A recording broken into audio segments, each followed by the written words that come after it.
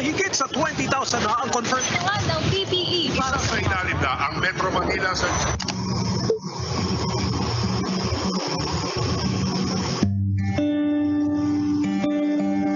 Wala na. Wala munang mga food court at fiesta. Meron namang lutong bahay. Wala munang window shopping. Meron namang free shipping. Wala munang happy hour. Pero may isang oras pa. Tulog pa tayo. Wala muna yung aircon at only coffee sa office. Pero andyan yung dream office mate natin. Biruin mo, wala munang quiz night, band night, samgyup night, pati videoke night. Pero meron ng time sa family night. Wala na munang pasyalan, wala na munang bakasyunan.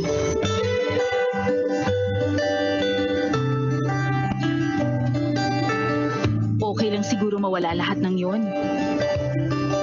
Huwag lang ito.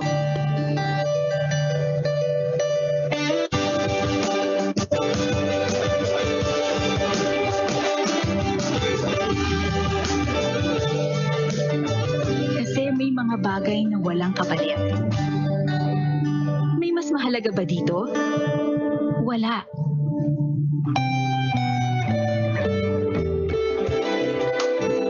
Rediscover what matters. Rediscover home.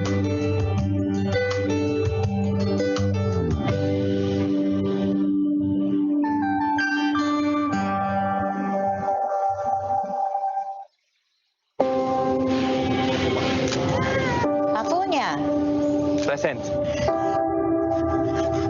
Andrada, Present. Cabal, Present. Cagno, Present.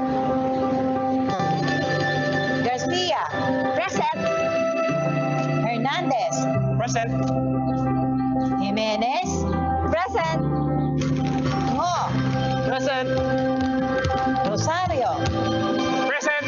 Sitin, Present. Quazon, Present. Valdez, Present. Wordsback, Present. Zuniga, Present.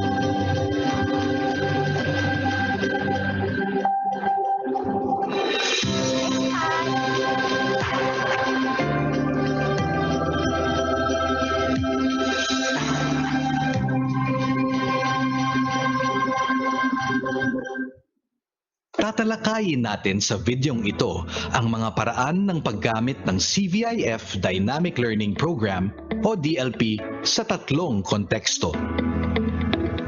Una, kung ang mga guro at mag-aaral ay may device at internet.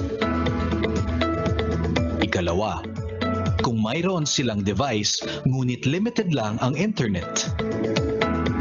At ikatlo, ay kung walang access sa device at internet. Kung may device at internet connection ang guro at ang estudyante.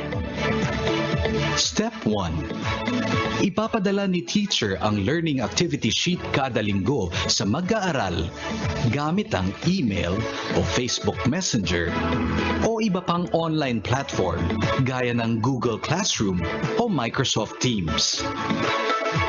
Step 2. Kokopyahin ng mag-aaral ang natanggap na learning activity sheet sa isang blank sheet of paper.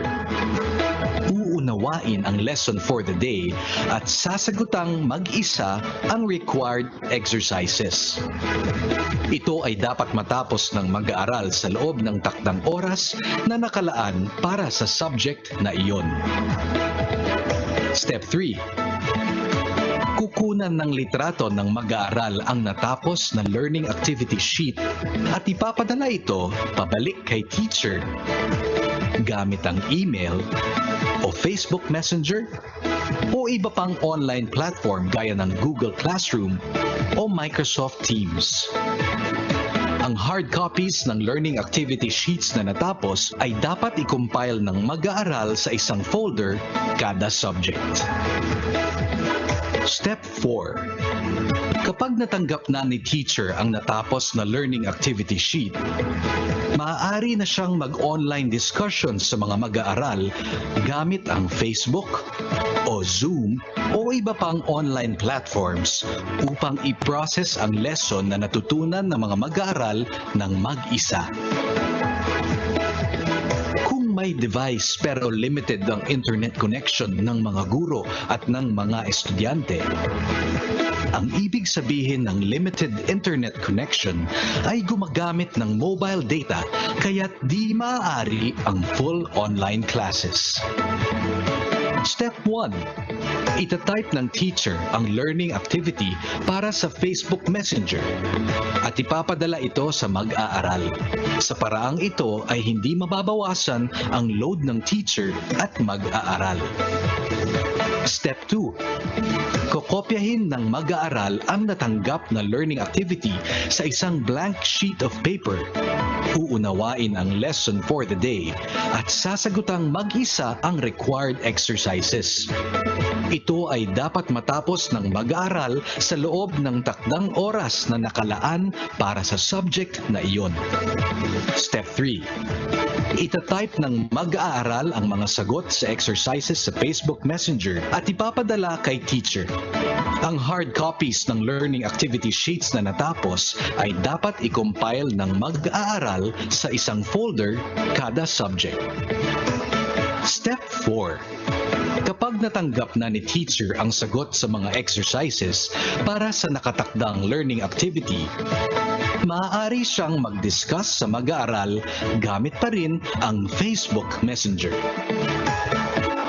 Kung walang device at internet connection, Step 1. Ipiprint ng teacher ang mga learning activity sheets para sa isang linggo at ipapadala ang hard copy sa mag-aaral. Ito ay maaaring kunin ng mga magulang sa paaralan o di kaya sa tulong ng barangay ay ide-deliver ito sa kanilang bahay. Step 2. Kokopyahin ng mag-aaral ang natanggap na learning activity sa isang blank sheet of paper. Uunawain ang lesson for the day at sasagutang mag-isa ang required exercises. Ito ay dapat matapos ng mag-aaral sa loob ng takdang oras na nakalaan para sa subject na iyon. Step 3. Iko-compile ng mag-aaral ang mga natapos na learning activity sheets sa isang folder kada subject. Step 4.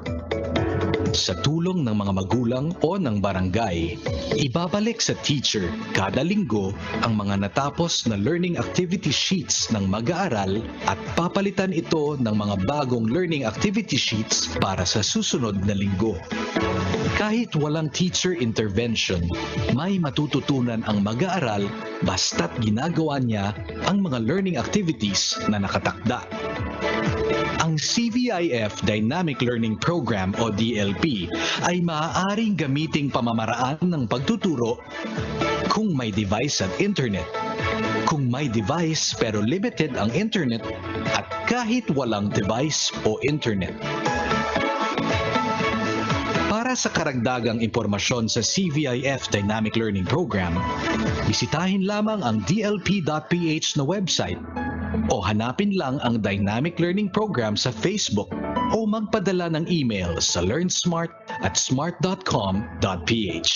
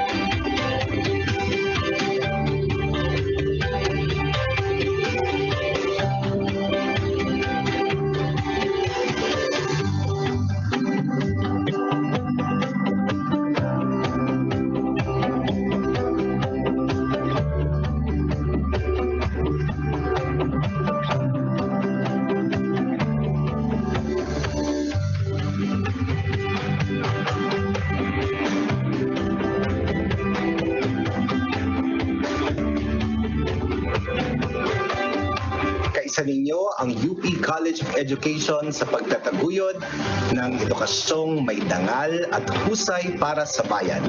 Maraming salamat.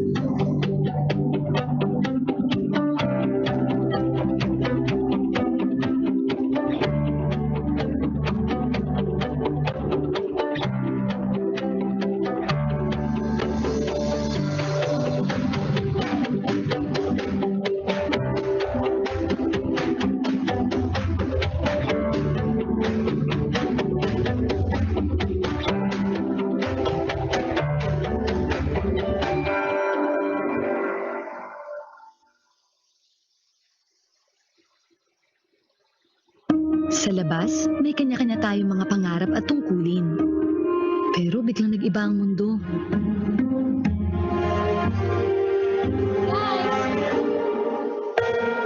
Buti na lang ang galing, wala sa uniform, job titles o expectations ng iba.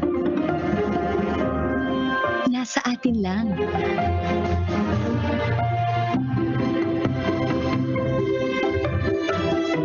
Connect with Globe at Home Home Surf 199. May 15 gig of data plus free 1 gig daily. Para umangat ang family with new ways to learn skills,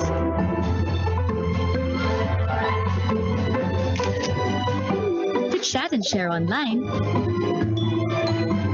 and open opportunities.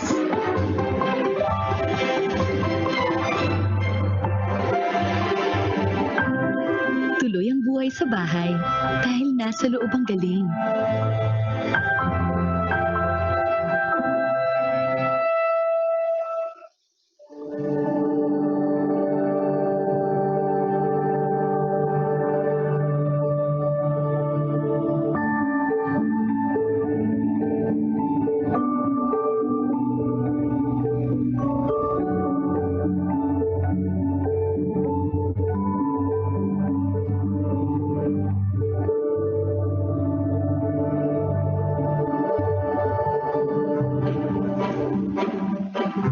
Teacher, I fell off my bike the other day and I had to go get some stitches from Dr. Sally.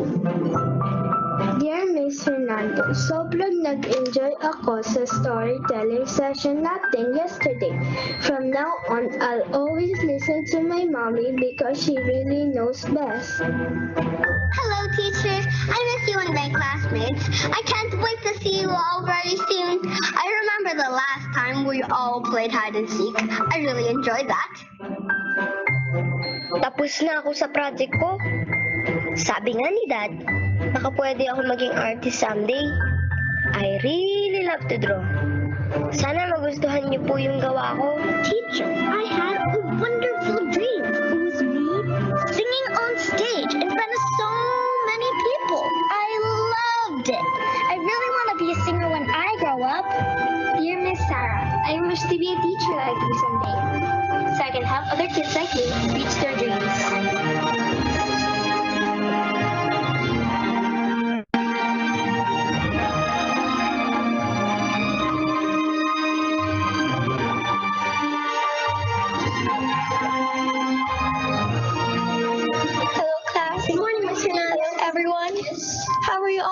Today. Hi, teacher and classmates. My name is Shaylee Cabal Revilla. I'm 4 years old. Thanks, Shaylee! May natutunan ba kayo? Dapat makinig sa ating mga magulang. Ito na may salamat ng lupig. Bye, Clark. Ayaw mo kalimutan. Okay, ma'am. Sa diin, unang ni-celebrate ang Independence Day. Sa balay ni Presidente Emilio Aguinaldo, ma'am. Sa diin ang balay niya. Sa Kawit, Cavite, ma'am.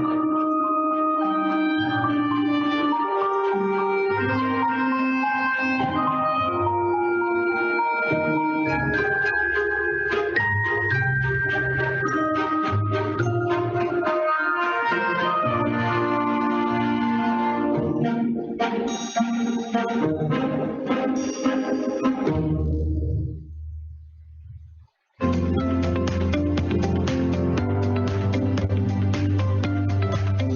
ba ang parteng dapat gampanan ng school principal, guro, magulang, mag-aaral at local government upang maging maayos ang pag-implement ng CVIF Dynamic Learning Program o DLP?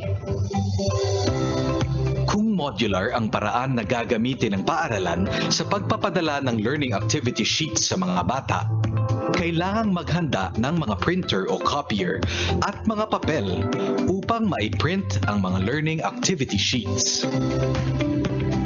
Kailangang i-orient ang mga magulang ukol sa CVIF Dynamic Learning Program o DLP at sa prosesong gagamitin sa pagtuturo ng mga guro at pag-aaral ng mga mag-aaral kasama ang susundang class schedule ng mga bata.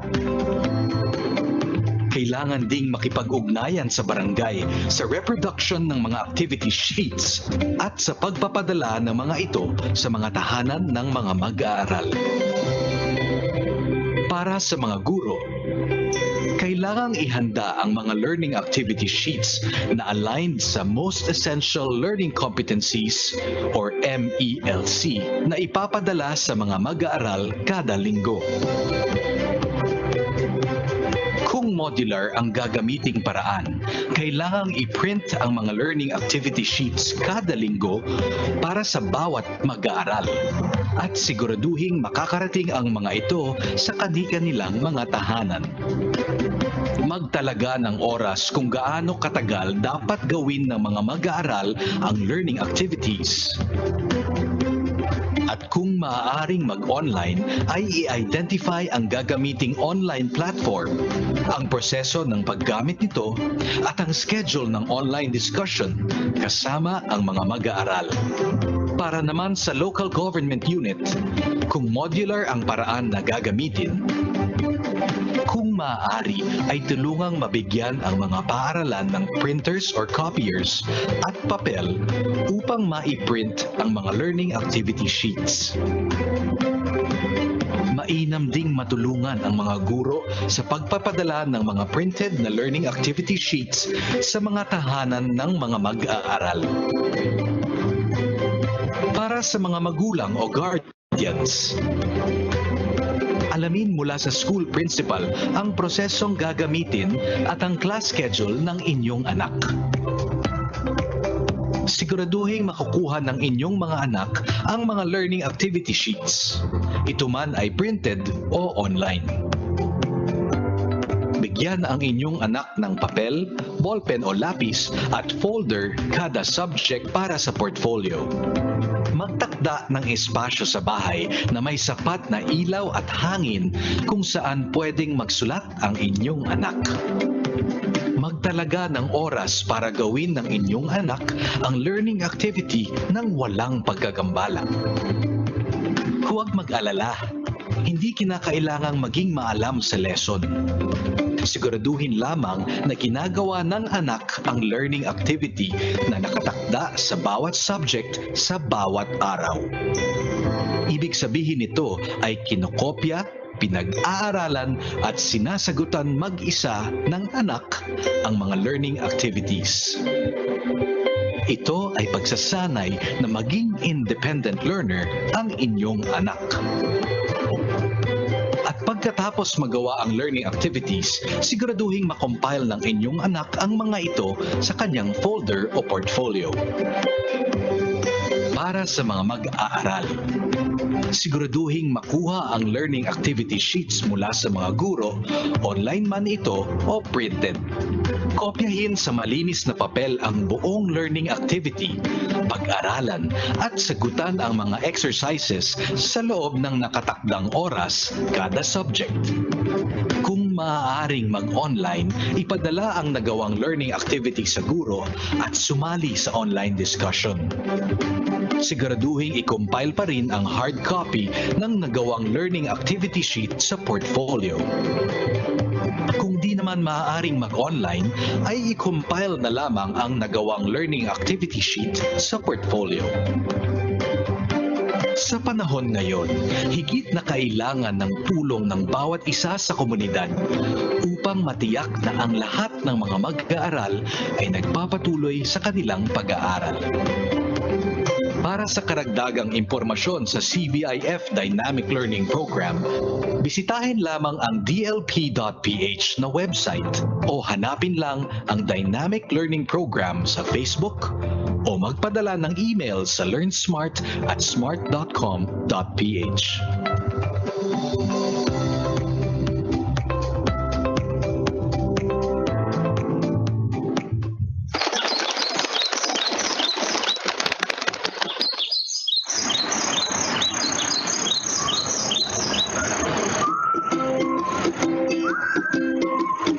Mao kini tipikal nga kabuntagon 7 Elementary School. Diri nagtungha ang atong mga modelong estudyante nga si Dodong ug Inday. Diri sa among eskwelahan, among permi sugdan ang among adlaw pinaagi sa pag-ampo o pagpasidungog sa among yutang na tawhan. Gawa sa among mga tulunan sulod sa classroom, itudluan sad mi diri unsaon pag-amping sa atong kinaiyahan. Labaw sa tanan, kami gitudluan sa paghinigugmaay Ug pagtinabangay sa kanunay.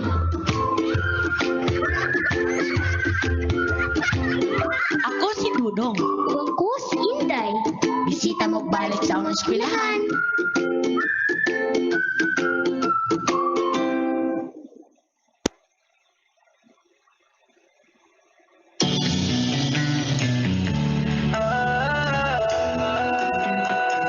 Magbayanihan na, magbayanihan na,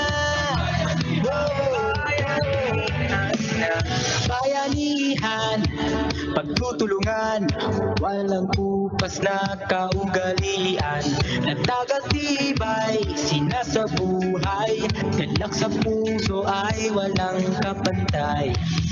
Panahon na naman ang bigada, pabigisin lakas at diwa. Tara na brigada na, brigada, eskwela, magkaisa sama-sama. Brigada, eskwela, salita buong barkada. Brigada, eskwela, kilos na, magbayanihan na. Ikaw ako, tayong lahat, hawak kamay, sabay-sabay, kapit-bisig, buong bayan. Tara na, kumilos na. Tulong-tulong sa pagsulong, hatid na kalidad sa edukasyon. Sa kabataan, saya at dunong, buong madla sabay na aahon. Panahon na naman ng brigada,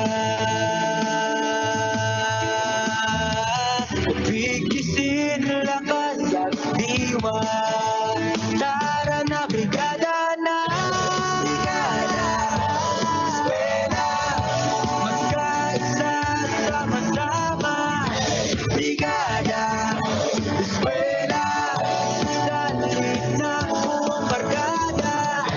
Brigada, eskwela, kilos na, magbayanihan na. Brigada, eskwela, bayanihan na, magbayanihan na. Brigada, bayanihan na, magbayanihan na.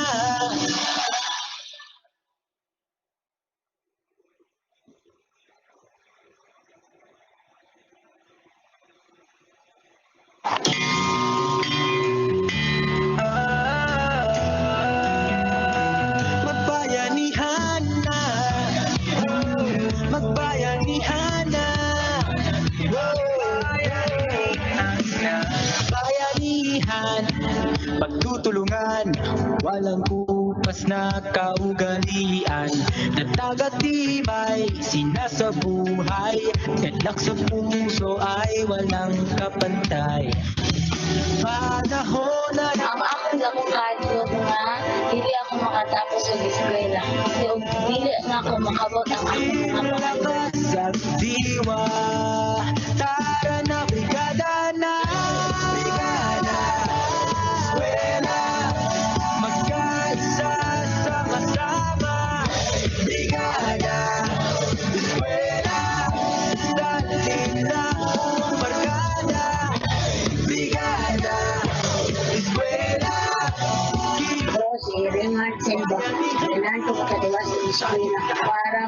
ako sa mama-mama.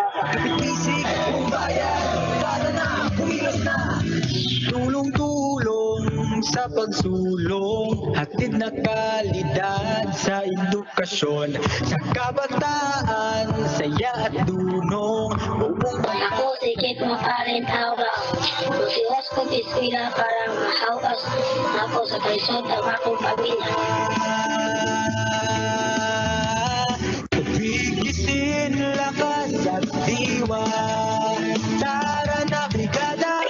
Sa kaginikanan, ganahan ko ang makahuman sa pag-eskwela ang akong mga anak. Wala ko makahadlok sa COVID-19, mas nahadlok ko mamatubos sila hanggang sa kilay. Eskwela, kilos na, magbayanihan na.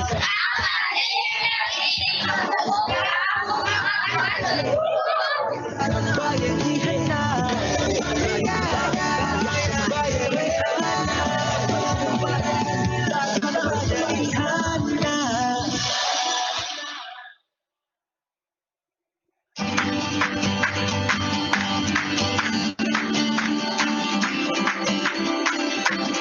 Central Visayas region, or Region 7, lies at the center of the Philippines between the islands of Luzon and Mindanao. It is composed of 4 island provinces, 17 legislative districts, 116 municipalities, and 16 cities. Department of Education Region 7 oversees the implementation of services anchored on the principle of shared governance stipulated in the Republic Act No. 9155, or the Governance Act of Enhanced Basic Education, in the 19 schools division of the region. In Central Visayas, Region 7, there are 19 schools division offices. Namely, Bai City, Bayawan City, Bugos City, Bohol Province, Karkar City, Cebu City, Cebu Province, Naga City, Danao City, Dumaguete City, Gihulngan City, Lapu-Lapu City, Mandaue City, Negros Oriental Province, Siquijor Province, Tagbilaran City, Tanhay City, Talisay City, and Toledo City. DepEd Region 7 is headed by a regional director and assisted by an assistant regional director. The organizational structure has been designed with the main responsibility to interpret policies formulated and issued by the national office in the context of the region, along with the provision of accessible, relevant, and liberating basic education, monitor, track, evaluate, set directions, provide technical assistance, and establish partners and linkages for resource generation, sharing, and mobilization. The restructuring of the department in 2015 has brought a new organizational structure centered in creating effective and efficient methodologies that help the division offices in the improvement of school performances and in the implementation of programs in schools. In the regional office proper, we have 8 functional units, and the 8 functional units, we have ASD, or the Admin Service Division. We have the ESSD, the Education Support Services Division. We have the IFTAD, the Field Technical Assistance Division. We also have the CLMD, the Curriculum Learning and Management Division. We also have the IFD, the Finance Division. We have the QUAD, the Quality Assurance Division. The HRDD, the Human Resource Development Division. And of course, we also have PPRD, we have Policy, Planning, and Research Division. Administrative Services Division provides efficient, economical, and effective support services relating to personnel, records, receipt of correspondence, supplies, equipment, collection, disbursement, security and custody of property, and reportorial work to higher office and oversight agencies. The Administrative Services Division is to ensure productivity and performance of the regional management in delivering the core business interests of the regional office and to provide assistance to the division offices in partnership with the promotional personnel for the attainment of the vision and mission of the department. The Education Support Service Division strengthens the delivery of quality basic education by helping the schools division provide schools with conducive learning environment and ensure learners' readiness through the timely mobilization and equitable distribution of sufficient resources, provision of technical assistance, and building strong partnership with stakeholders for increased support and resources for the effective and efficient implementation of sustainable special programs, projects, and services. Curriculum Learning and Management Division contributes in the improvement of region-wide performances, specifically on learning outcomes by helping the schools division offices ensure full implementation of the articulated basic education curriculum through localizing and indigenizing curriculum, enforcing standards, and providing access to quality and varied learning resources.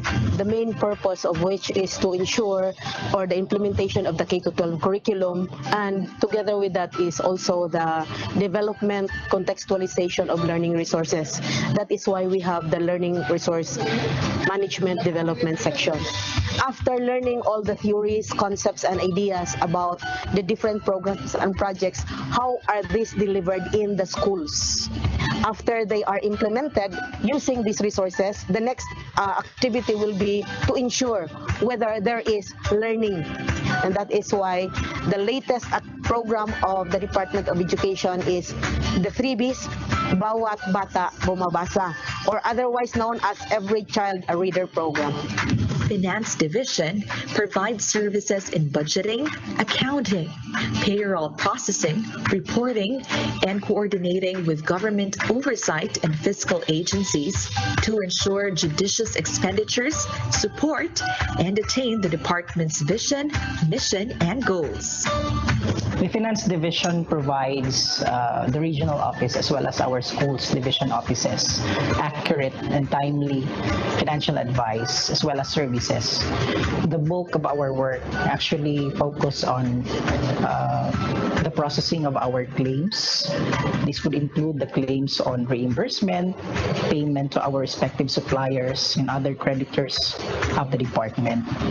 We also have a service in the preparation of the budget for the entire year, the succeeding years as well. We also have our respective budget execution documents. This would ensure that the implementation of the budget preparation is in order and in place. And of course, being one of the main functions of the regional office, we do monitoring and evaluation of the progress of the budget utilization as well as the financial accountability reporting of our schools division offices. Quality Assurance Division promotes and protects accountability and transparency in the region, ensures compliance with standards in the performance of roles and functions towards achieving outputs and results by assessing, assuring quality, and monitoring and evaluating performances as basis for decision-making and continuous improvement in the delivery of basic education services. Quality Assurance Division provides the regional office and the schools division offices with a guide in decision-making and policy directions. It is the vision of the Quality Assurance Division that we provide excellent, relevant, and well-intentioned service. Field Technical Assistance Division provides relevant, timely, and appropriate technical assistance to schools division offices through the coordination of all units in the regional office. The FTAD is working closely with the Quality Assurance Division, or QUAD, in organizing or gathering data, or CIGPs, from the 19 SDOs, which will be relevant in the provision of technical assistance of the regional field technical assistance teams. Human Resource Development Division ensures that the region has competent personnel through the development and implementation of a strategic human resource development plan and programs, including the delivery of quality and sustainable human resource development services. There are key RAs that has to be performed by the division. One of these is the localized HR policies and plans. So another one is all about the performance management. And another KRA is the rewards and recognition, having the what we call Pasidungog program, of which all of the individual, the school, and the division office categories are being given due recognition in the form of awards. Policy, Planning, and Research Division ensures that the region develops strategic and operational plans, establishes the policies, standards, and guidelines, and provides educational data and information to make governance operational in the improvement of access and delivery of quality basic education. Aside from that, we also have the Office of the Regional Director, of which this Office of the Regional Director is composed also of 3 units. We have the Legal Unit, we have the Information and Technology Unit, and we also have the Public Affairs Unit. Definitely, DepEd Region 7 will not sign off nor shut down its effort to provide basic quality education and good governance. All of its systems will continuously be up and running 24/7, and it will not deny that it may experience loading at times, but it is an opportunity for DepEd Region 7 to implement preventive maintenance measures and/or diagnostic tests in improving its performance. Specifically, the Office of the Assistant Regional Director received mandate from the regional director. The Office of the Assistant Regional Director is now tasked to work as chairman on the Personnel Protection Board. The Office of the Assistant Regional Director is heading the bids and awards community of the region, ensuring the transparency to protect the documents of the bids and awards community.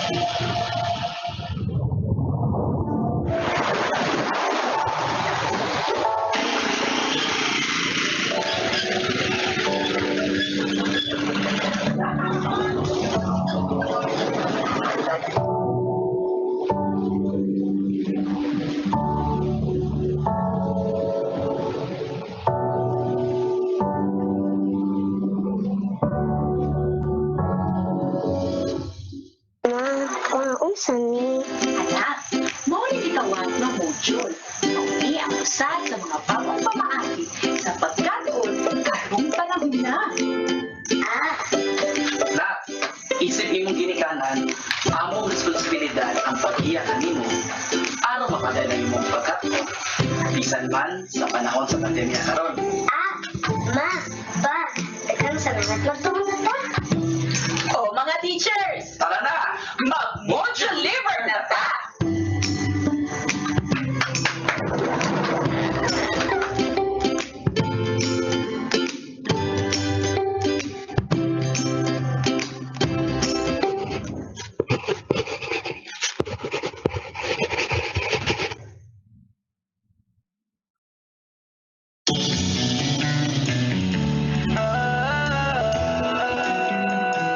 Magbayanihan na, magbayanihan na,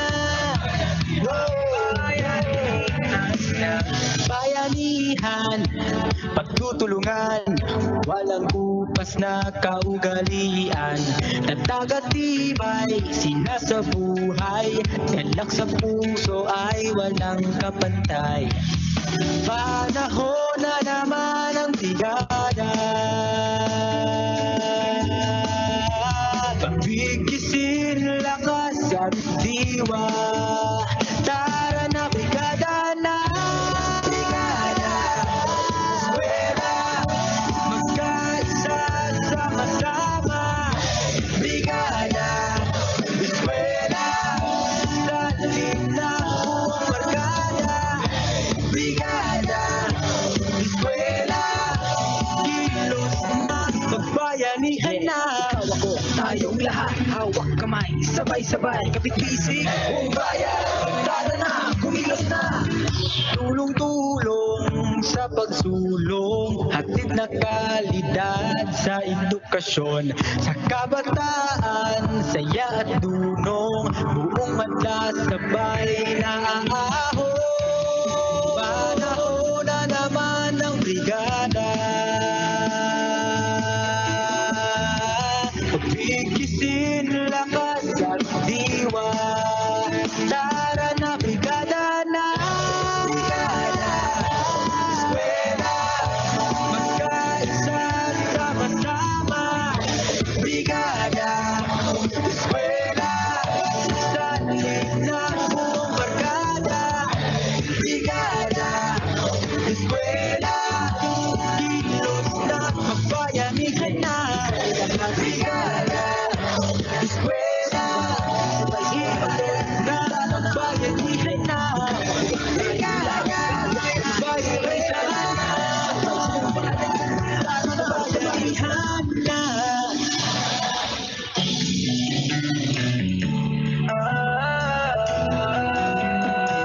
Magbayanihan na. Magbayanihan na, magbayanihan na, bayanihan, pagtutulungan, walang kupas na kaugalian, natagatibay, sinasabuhay, galak sa puso ay walang kapantay. Panahon na naman ang brigada, bigisin lakas at diwa. Tara na brigada na, brigada, eskwela, magkaisa sama-sama. Brigada, eskwela, salim na buong barkada. Brigada, eskwela, kilos na, magbayanihan na. Ikaw ako, tayong lahat, hawak kamay, sabay-sabay, kapit-bisig. Buong bayan, tara na, kumilos na. Tulong-tulong sa pagsulong.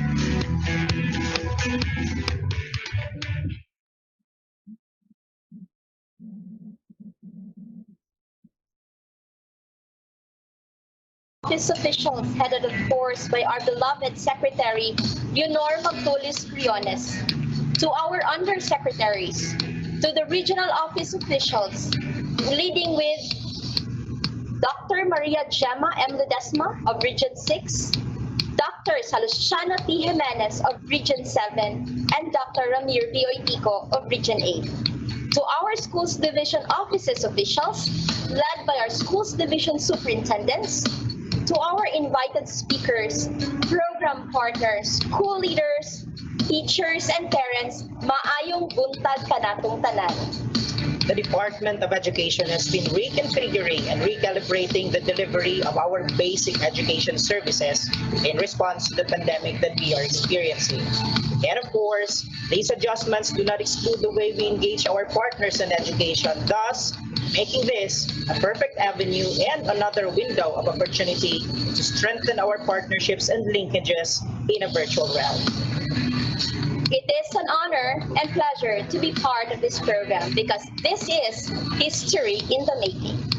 I am Helen D. Sabino. And I am Silvio Sabino, and we are your hosts for today's activity. And to formally start our program, I would like to invite everyone to be with us as we sing the Philippine National Anthem to the led by City of Bogo Science and Arts Academy Rondalia Ensemble, to be followed by the Ecumenical Prayer and Region 7 hymn as we pay homage to our country and our God.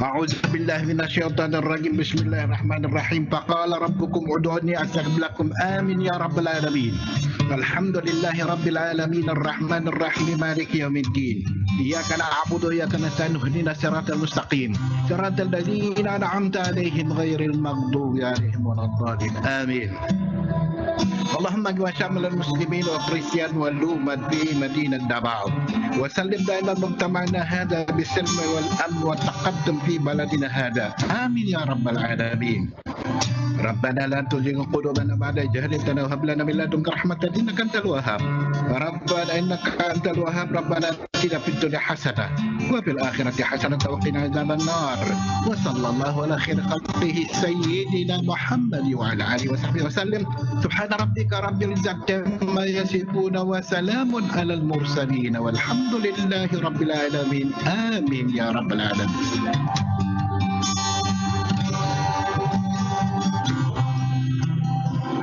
In the name of the Father, Son, and Holy Spirit. Amen. Our most gracious Heavenly Father, we come to you today to praise and worship you and give you thanks for all the things you continue to provide for ourselves and our families.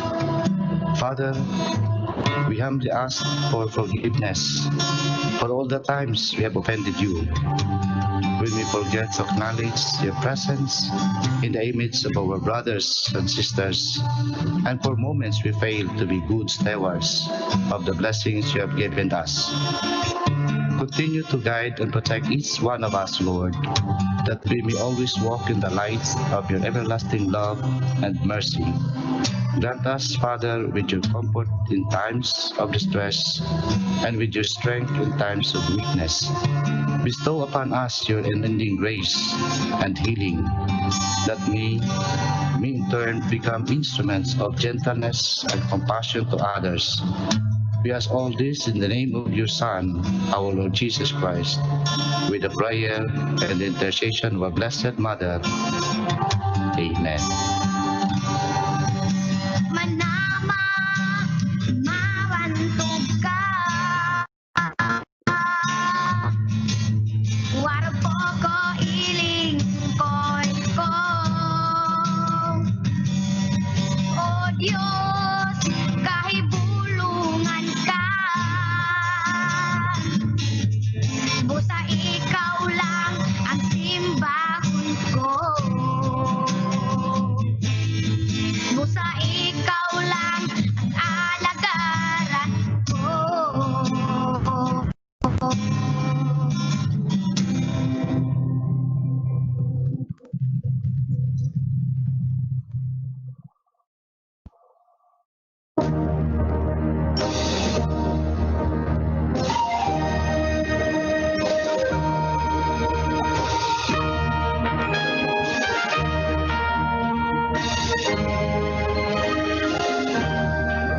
Isang yaw na ato ang bugos nga kalipay tungod sa panalangin nga gikan sa Dios kinadanagan tas kahayag kabilbilhon kangit-ngiti pulihan sa kahibalo mga tigulang o batan-ong lungsuranon kahigayunan ang gihatag sa tanan pagkapot sa tinaguan dambong gihamit sa ilang mga dughan paglambo sa tanan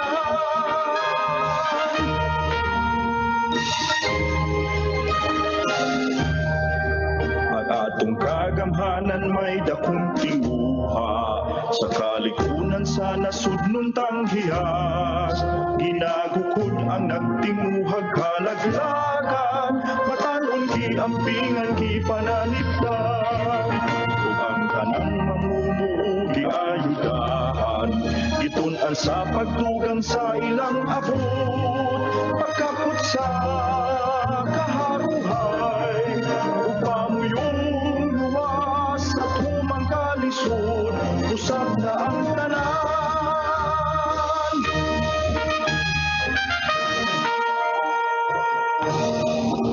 Luluhaton mahimo sa balay makwartahan man adtong pugihan ug ang pag-alam sa kabataan man inatudlo sa atong kababaynan maukiding buhat sa tunghaan sa ikapito reyong Bisaya na naglangkop sa Bohol sa Cebu Negros Oriental Sikihor kining tanan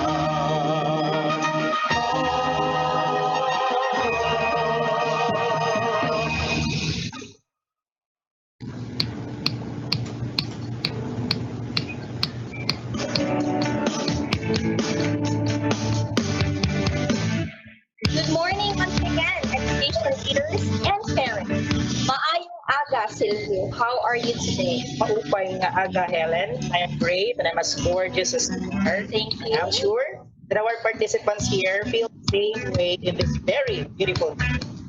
And also, I'd like to welcome them to the Brigada Eskwela Partnership webinar series for parents and teachers in a home-based learning setting. With the theme, Brigada Eskwela, Bayanihan, Pag-aaral ng mga bata. We would like to inform everyone that we are live via our Facebook page.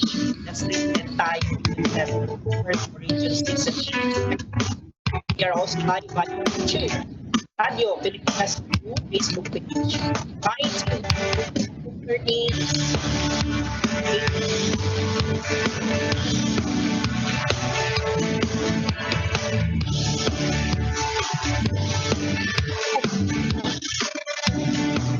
And mission is that achieve needs to there's involved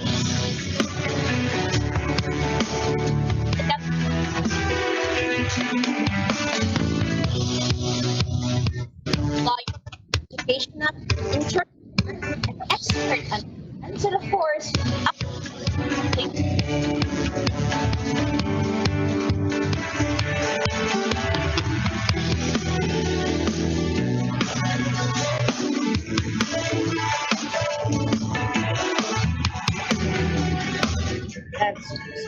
Yes, down to all the field offices and our implementing units are dancing to the same tune. The recalibration of the curriculum itself, the varied learning delivery modalities, and preparations of our personnel resources. That's to support our basic education learning continuity plan, our strategic management, and our engagement of our partners are stitched towards a unified direction. this is the perfect avenue to ask questions that may have been bugging them for quite some time. And DepEd is encouraging the attendees to post their questions in our Q&A tab and even scheme to give prizes for those who will be randomly selected by the program management team. This webinar is really for all the education leaders and parents.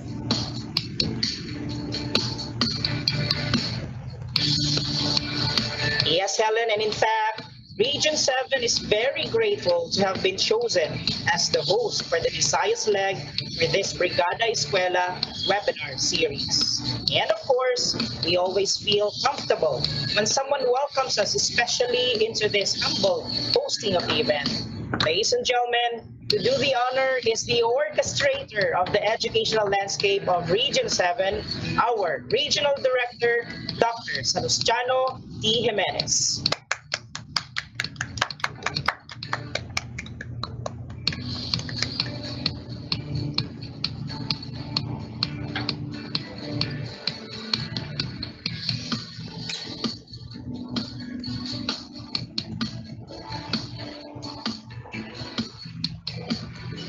According to William Shakespeare, all things are ready if our minds be so.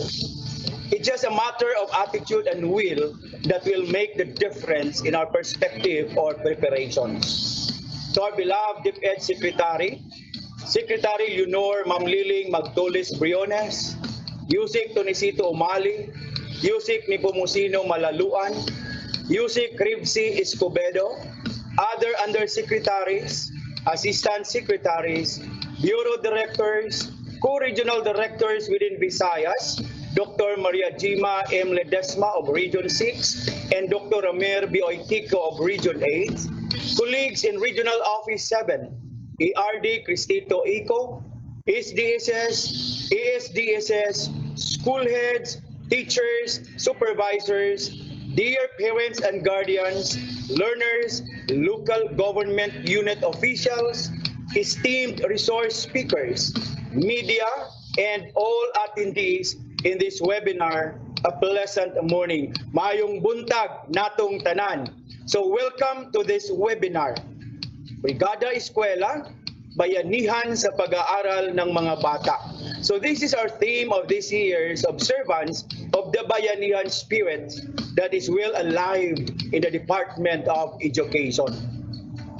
Time and again, DepEd embarks into what has always viewed National Schools Maintenance Week, but is now given a major twist considering the global health emergency that we are in. The Brigada Eskwela today is given a brand new packaging, but it is built around the same spirit of cooperation, all in the name of quality education.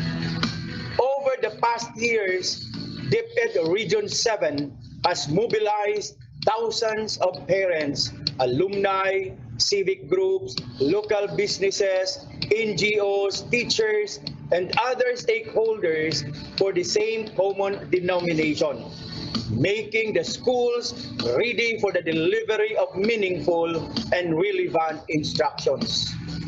In consonance with the Brigada Eskwela for the school year 2020-2021 is DepEd's goal of communicating to our parents and stakeholders the set of working plans.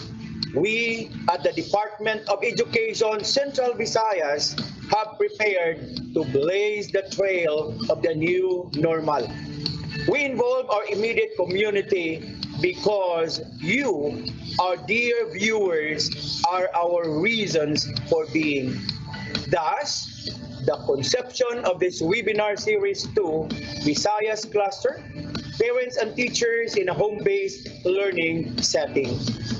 The phrase home-based learning suggests a school-at-home approach in which parents replicate the instructional processes of schools. The involvement of parents is a vital cog in learning continuity of our school children. This is not something new actually. As parents, we have always been the first teachers of our own kids. This webinar is aimed at helping us, parents, rediscover our roles in remote learning. So there is a fine line that separates success and failure moving forward. No matter how much we doubt and fear this new normal setup, the last thing we would want to see is for this endeavor to fail. Our own kids are on that boat. We have to toil hard and smart to keep it afloat. We have been forging partnerships even before this pandemic happened. Now is the time to strengthen it. Our only way is now here, but forward. For we cannot always be prisoners of our fears. We have to gradually move on with extra caution. So, for and on behalf of the Visayas regions, a warm welcome to this webinar and enjoy the rest of the day. May God bless us all and may the good Lord heal our land. Mabuhay po ang ating kagawaran. God bless everyone.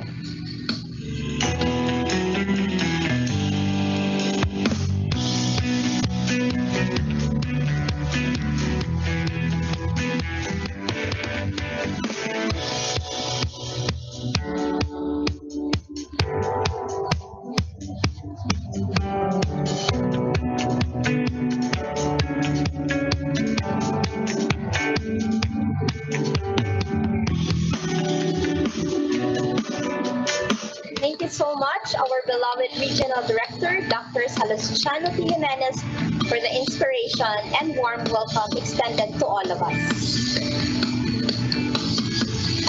And at this juncture, I also would like to recognize our raffle draw winners, Helen, because we have with us our sponsors. We have PLDT, Smart and Glow will be giving away prizes for our webinar. yes, we have La Chica Anthony, Rolida Marcelino, and Oreo Teresita. They will be given a smart load of 500 pesos.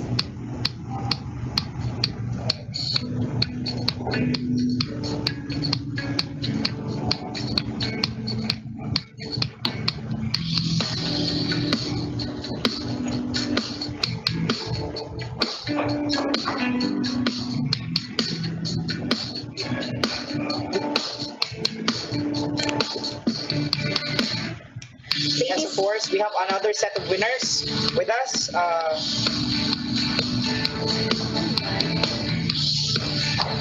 Ladies and gentlemen, I think we are all ready to hear our next speaker. He passed the California State Bar examinations in 2004, took oath and admitted to practice law as member of the California State Bar on June 1, 2004. He was admitted to practice federal law in the United States Federal Court, Eastern, Southern, and Central District of California. He was also admitted as member of the American Bar Association in 2004 and finished Bachelor of Science in Legal Management at the Ateneo de Manila University and completed his Juris Doctor degree at the Ateneo Law School. Conferred as doctorate degree in Public Administration honoris causa by the Polytechnic University of the Philippines on April 15, 2015. Check this out, Helen. He was featured also by the Philippine Star on their 32nd anniversary as one of the most notable and accomplished Filipinos of 2018 who best represent the state of the Filipino today. And currently, he is a part-time lecturer at the graduate program of the University of the Philippines, National College of Public Administration and Governance, and at the Polytechnic University of the Philippines, Master in Education Management and Doctor in Education Management. And to give us a statement of purpose and discuss the distance learning delivery modality is no other than the Undersecretary for Legislative Affairs of the External Partnerships and Project Management Service. Ladies and gentlemen, an honor, Undersecretary Tonisito MC Omali, Esquire. Hello po. Salamat po. Ellen, marami pong salamat sa napakaganda pong paraan ng pagpapakilala po ninyo. Sa lahat po ng ating mga kasamahan, mga kasama ko po sa DepEd family, pati po ang mga magulang ng ating mga mag-aaral mula po sa Visayas Regions 6, 7, and 8. Magandang umaga po sa ating lahat. Ramdam na ramdam po natin ang kagandahan po at kahalagahan po nitong ating ginagawa po ngayon. At ang kagandahan po nito ay ito pong webinar series na ginagawa po natin ito ngayon ay live na napapanood po nating lahat. Kanina po, ngayon lang po ito nagawa ng ating kagawaran ng edukasyon at dahil marami na po tayo sigurong pupuntahang webinar, ang gusto po natin ay medyo buhay na buhay po. Hindi naman po natin sinasabi na yung iba po ay hindi buhay na buhay. Napakaganda po ng mga seminars ng ating kagawaran ng edukasyon. Lais lang po nating mas pagandahin yung interaction. Sana po lahat po kayo ay manonood at makikinig mula simula hanggang katapusan nito pong ating webinar na ito. Tingnan ko nga yung slide na ito. Sa iyo ba ito, John? Sa iyo ba ito, John? Or yung kay, maski yung kay ano, John, maski yung kay I don't mind, I'll wait for a while. Yung kay Rolly na ginawa, please. Yun yung ano, isa lang nyo, please. Yung kay Rolly, if you could take over. Kung ang ating presentation, can you hear me, John? You use your Yes po, sir. Rolly. It's okay, it's Yes. okay. We're live. So ngayong araw pong ito, nung araw, bago po yung pandemya, guro po, nasa classroom, nagtuturo, kaharap ang ating mga anak, at lahat po ng hamon na kinakaharap para po matutunan yung mga lessons na ibinibigay. May takdang aralin na pauuwi. Mayroon po tayong tinatawag na sitwork, gawaing pang-upuan, mga bagay, clear learning objectives ang mga guro. Araw-araw po yan, bawat asignatura. Para po bago maituro ito, kailangan klaro po yon. Ngayon, distance learning modality, sa bahay na po ito gagawin. Ano po kaya ang dapat gawin ng ating magulang para po yung tinatawag na mangyari yung nangyayari dati sa silid-aralan ay mangyayari rin po sa ating mga tahanan. Yan po ang isang dahilan. We hope that we will orient our parents how to act as tutor to replicate the instruction processes in school, including a set curriculum, traditional instruction, assignments, and others. Bukod po dyan, parati po namin ipinapaliwanag sa ating lahat po. Thank you very much, John, ha? Alam niyo po, ganito talaga pag live, and I know you won't mind. My staff are so efficient. They prepared 2 sets of slides. Kaya lang, mas na-update lang itong kay Rolly, pero napakaganda po nung ginawa po kanina ng aking staff na si John Levin Nogoy. Pero ito muna ang gagamitin kong slide dahil ito yung mas updated sa ngayon. Distance learning modalities, paulit-ulit po namin sinasabi, pwede pong online, at sabi po natin, kukunin po yung mga self-learning modules ng ating mga magulang. Paano po ito gagawin? Maaaring kunin sa ating mga paaralan para po dalhin sa kanilang mga tahanan at pag-aralan. Pag hindi po uubra dahil may hamon sa means of transportation in going to schools to retrieve these SLMs, paano po tayo makipag-ugnayan sa barangay? Pagdating po sa bahay, paano po ba ito maituturo? Blended with TV and radio-based instruction, blended with online, self-learning modules. Yan po ay mapag-uusapan natin generally mamaya, and as we discuss, one of the purpose of these activities, the various distance learning modalities. Pagdating sa bahay, tinuturuan ng mga bata. Pag nasa silid-aralan, sa halip na nasa bahay, doon po nag-aaral ang mga bata. Ang ating mga guro ay marami pong hamon na kinakaharap. Pag hindi nakikinig ang mga bata, hindi nagfo-focus, hindi po gaanong nauunawaan ang kanila pong mga leksyon. Ano po ang dapat nating gawin? Dahil ngayon, sa bahay na po ito mangyayari, papaluin ba ng ating mga magulang ang mga bata dahil hindi nakikinig? Bubulyawan po ba natin? Sisigawan? At pipilitin? Hindi na makapag-focus, hindi maunawaan? Identify and appreciate the new role of our parents and teachers in distance learning or home-based learning. That's one of the purposes of this activity. Katulad din sa ating mga paaralan, pero mas malaki ang hamon sa bahay dahil wala na nga po tayo na maaari ang ating pong magulang ay busy sa ating mga opisina, marami pong distractions. Ang bahay masyadong magulo, wala po talagang dedicated corner ang bata. Paano naman po ba matututo ang bata? Paano po tayo gumawa ng isang lugar, creating a happy, safe and protected home-based learning environment? Another very important purpose that we want to achieve in this activity. Pag ang mga magulang po na lahat po nakikinig dito ngayon at sana po ay i-replicate po natin ito pong matututunan po natin ito sa ating pong mga paaralan. Hindi naman po namin inaasahan, mami, daddy, nanay, tatay, na kapag nagtuturo po tayo ng ating junior high school na anak, ay alam nyo rin po ang algebra, alam nyo rin po ang physics at chemistry. Ang kailangan lamang ay maging effective learning facilitator po tayo.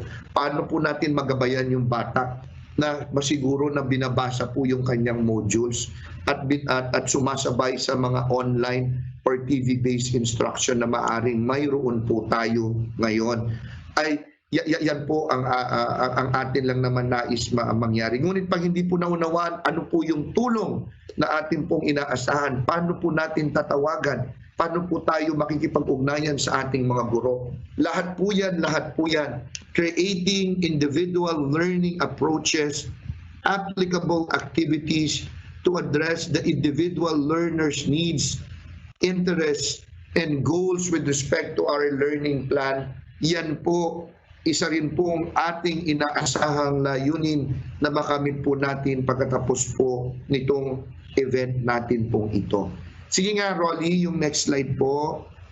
Ito, mabilis to, dadaanan ko lang ha. Nais ko po maunawaan nating lahat na ito, yung konteksto kung bakit po natin ito ginagawa. Meron po tayong Brigada Eskwela na ginagawa. Ang dati pong Brigada Eskwela na ating pagkakaunawa ay yung paghahanda po ng ating mga silid-aralan, paglilinis, pagpipintura. Ngayon po, nabago na po yan.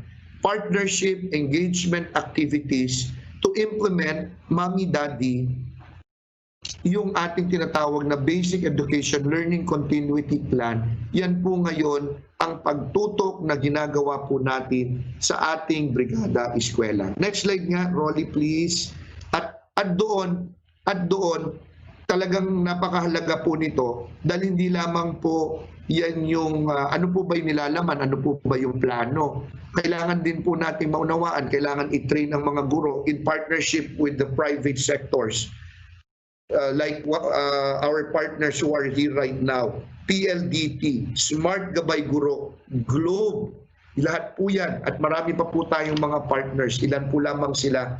Tayo po'y nakikipag-ugnayan po sa kanila. Sa kaso pong ito, paano po magamit yung mga online platforms, paano po gawin yung online learning if we need to train. At tulad po ngayon, pagsasanay ng ating pong mga magulang para po magampanan ang napakahalagang papel na kanila pong dapat gampanan. Kailangan po matanggap po natin yan, Mommy, Daddy. Kailangan po we should be able to digest. Kailangan po talagang lubos nating maunawaan na ang atin pong bagong normal ngayon ay kailangang tumugon po tayo dito dahil po sa napakahalagang papel na inyo pong dapat gampanan dito po ngayon. Pag tinawag po natin partnership, ito po ay maaaring partnership with the private sector and the other government agencies, local government units. Napakahalaga po naming mga partners at maaaring hindi ko po nabati kayong lahat ay naririto rin po sa webinar po natin ito. Nais po namin bigyan kayo ng mabilis na ideya kung gaano po kahusay ang pagpapatupad po ng Brigada Eskwela sa panahon po ng ating Ma'am Liling Briones. Kung titignan po natin yung generated resources in 2015 or 2016, if you put a peso equivalent to all the things that are being donated, if you put a peso equivalent to the volunteer man hours being rendered by our volunteers, yan po ay nasa humigit kumulang 3.2 billion pesos. Meron po tayong 11.6 million na nung pumasok po ang ating Ma'am Liling Briones 2016, warm bodies na nagboluntaryo po para makibahagi sa Brigada Eskwela. Nakaraang taon po ng 2019, ito po'y mahigit pa sa doble ng mga numerong nabanggit ko. 24 million, more or less, volunteers in our Brigada Eskwela. 2019, more or less 7.3 billion pesos. Kung bibigyan po ng katumbas na halaga, inuulit ko, yung mga na-donate na nakala po natin in connection with Brigada Eskwela. Marami pa po tayong, tinan ko ngayon mga susunod na slides po. So, in the context of the new Brigada Eskwela, marami po tayong mga aktibidad. Sa ngayon, nasa 1.2 billion pesos po. As of June 2020 lamang po ito. Wala pa po dito yung pagpapatupad na aspeto ng ating Basic Education Learning Continuity Plan. Ito lamang po ay may patungkol sa paghahanda po natin dahil nandito po tayo sa pandemyang ito. Mga PPE, alcohol, face mask, mga ganyang bagay po. Lahat po yan. Nakita po natin sa ilalim na bahagi ng slide na ito kung ano po ang tumutukoy dito sa 1.2 billion pesos na atin pong ginawang ito. Regional virtual kick-offs, at gusto ko lamang po maibahagi sa inyo, nangyari po sa lahat ng mga rehiyon, Brigada Eskwela activities, marami po tayo. Next slide nga, sige nga Rolly please. Next slide. Ayan po, mga regional forum or fora na nangyari po sa buong Pilipinas. para po mangyari at i-roll out yung ating Basic Education Learning Continuity Plan, ang ating gulayan sa paaralan, mga bukod sa mga psychological first aid intervention, stakeholders fora, nakikita po natin sa ating slide po ngayon. At ngayon, next slide please, ito nga pong Brigada Eskwela sa atin po ngayon, Partnership Education Forum, nagkaroon po tayo ng focus group discussion, maraming partners, atin po silang inilatag sa ating pong mga regional directors. Paulit-ulit po ito in partner with our DRRMS, napakahusay. Sa pamumuno po ng ating Director Ronico, marami po tayong psychological intervention activities. Next slide po. At ito po yung napakahalaga, yung ating Abutin Natin campaign with ULAP. We also did engage them, Union of Local Authorities of the Philippines, to highlight our partnership with our local government units. Yung Abutin campaign, nandyan po ang ating partner na World Vision at the proper time. Nabanggit po kanina, alam niyo po, short notice po kasi kaya hindi po nakarating ang ating USEC NEPO. Meron din po kaming pagpupulong ngayon, dapat nandoon po ako, so na-excuse ako. Pero magpe-present ang ating USEC NEPO at si USEC REVSI rin po. Kaya po hindi sila nakaabot ngayon at sabi nga nila sa akin, sa susunod naman daw, bigyan ko naman daw sila ng mahigit sa 2 araw kung bibigyan ko siya ng abiso. So ipagpaumanhin po natin, pero sa susunod na mga webinars po natin, siguro daw po na sila ay dadalo at ang iba pa nating mga undersecretaries. Dahil una lamang naman po ito at kami po yung talagang natutuwa dahil magkakaroon din po sa NCR for the Luzon cluster, sa NCR may sarili, Luzon and Mindanao, nito pong napakahalagang PTA webinar forum po na ito. Sige nga, next slide natin. Ito po yung mga iba pa po nating mga activities.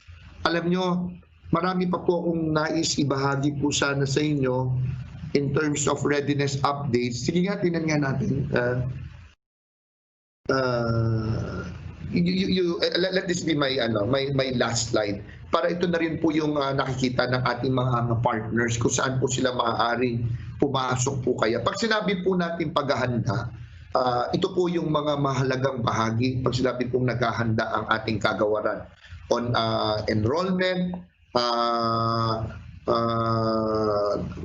ongoing po itong ating enrollment na ito at tayo po yung natutuwa na sa ngayon, I'm trying now to look at the latest figures that we had on enrollment as of August 28, 8 a.m. Galing po ito kay Yusek Jess Mateo po natin. Mayroon na po tayong halos 22 million.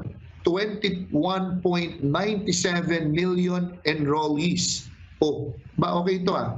Is this updated? As of August 24 po itong nakikita ko. Pero yung as of August 28, nasa, it's okay, Rolly, you could show that, that's okay. But nasa 21.97 million na po tayo. At yan po ay 97.33% nung numero po nating nakuha. Kung titingnan po natin ang 2019-2020 school year figures for public school. Kung idadagdag po natin dyan, ang enrollees natin sa private school, ito yung medyo mababa. Yan po ang hamon natin. Pero naniniwala po tayo na mas mataas pa itong bilang na ito dahil maaari pong hindi lahat ng ating mga private schools ay naiulat na yung kanila pong mga enrollees. But sa ngayon, ay 1.89 million po at yan po ang katumbas niyan ay 43.98%. Usapin po ng curriculum, mabilis po lamang. Nais ko po maunawaan ng lahat ng ating mga magulang kung paano po naghahanda ang inyong kagawaran at dapat naman po ninyong pagkatiwalaan na sa gitna po ng pandemyang ito, ang pag-aaral ay pwede pa rin magpatuloy. Atin pong kinontextualize ang curriculum. Mula po doon sa tinatawag na most essential learning competencies na umaabot ng 14,181 ay binaba po natin ito or 171 to 5,689 most essential learning competencies. Ito po yung inaasahan po natin, nanay, tatay, na matututunan dapat ng bata kada linggo, pag meron po tayong modules, meron po tayong klarong objetibo o layunin. Gusto po natin makuha ito. Binaba po natin, pinagsama po natin, at dyan po, kaya po natin may usapan. Go to the previous slide again. Thank you, Rolly, for being very proactive. Sinishift mo kung base doon sa aking sinasabi. Kaya po, may ganun po tayong usapin ng curriculum. Bagamat ang ating pong curriculum, yung ating asignatura ay ganun pa rin po ang ating tinuturo. Matematika, agham, Filipino, English, Araling Panlipunan, Music, Arts, PE, and Health, TLE, Edukasyon sa Pagpapakatao or GMRC sa grade elementary level. Ganun pa rin po, pero yung most essential learning competencies nga po na ating pong nais makuha ng mga bata, medyo in-adjust po natin ito. Blended learning modality, pag sinabi po nating distance, SLMs na dinadala nga po sa ating mga bahay, Mami, Daddy, o kaya po hindi po lahat pala dinadala, baka kala po ninyo kailangan dalhin namin dahil hindi naman po namin kakayanin lahat ito. Sana makuha po ninyo sa aming mga paaralan.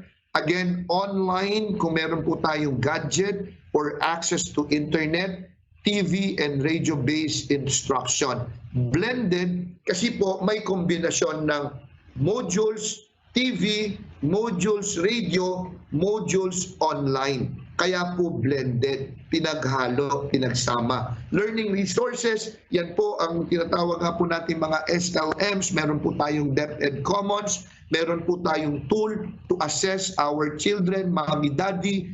Yun din po ay magkakaroon po tayo ng kaunting pagsasanay para malaman po natin kung ang mga anak po natin ay natututo, ang ating mga guro ay sinasanay kung paano na po ngayon magtuturo using technology, resource mobilization tulad po ng ating ginagawa natin ngayon.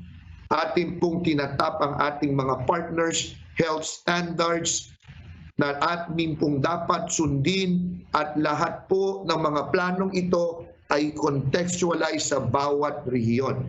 Mayroon pa akong mga slides, dapat okay na ito. Nais ko na lamang po sigurong pasalamatan muli mula po sa ating napakahusay na host, si Ma'am Helen and Sir Silvio.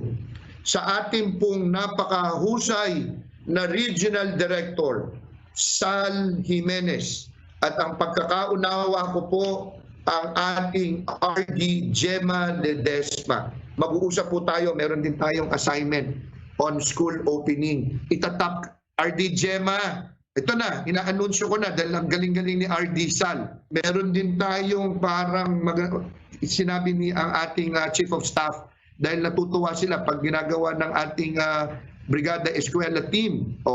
Sabi ko nga, binibida ko ito pero makikipapanood din to ni Chief of Staff natin, Nepo Malaluan. Sa school opening, meron din tayong event na parang ganito. Gusto ko combine Regions 6 and 7.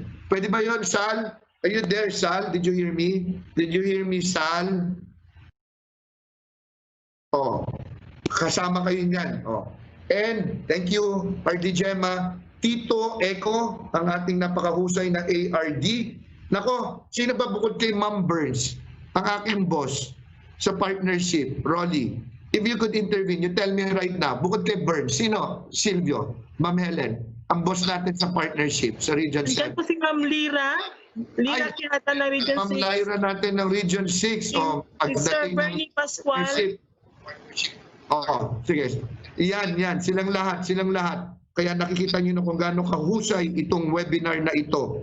At siyempre po, ang aking pong pamilya, ang EPS family, pangunguna po ni Ma'am Edel Carag, napakahusay na direktor. Kami po tuwan-tuwa na kasama namin na siya ngayon sa EPS. Si Sir Rolly Soriano. Ang alam ko si Ma'am Jing, talagang tumutok dito di ba, Sir Rolly, sa EPS natin?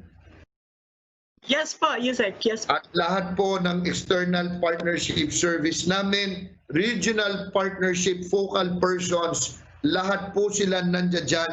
At ang ating mga speakers, Dr. Aser, Sir Edric, Attorney Junjun, si Sir Joseph, Ma'am Nerissa. Again, hindi ako magsasawang pasalamatan ang ating mga partners, PLDT Smart Gabay Guro, Ma'am Shay Revilla, Sir Miguel ng Globe. Napakahusay naming mga partners. kasama si Mary Jane. Dahil po sa inyong lahat, yung parati ko pong sinasabi na akala po namin sa kagawaran ng edukasyon ay hindi po namin kayang gawin, akala po namin hindi namin kayang abutin, akala po namin imposible.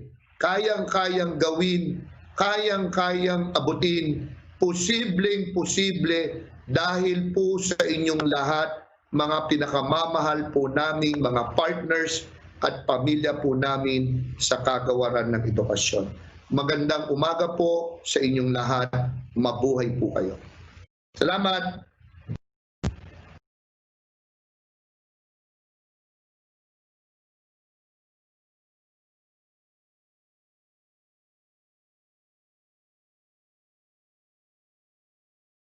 You can take over now. I'm okay. Bye.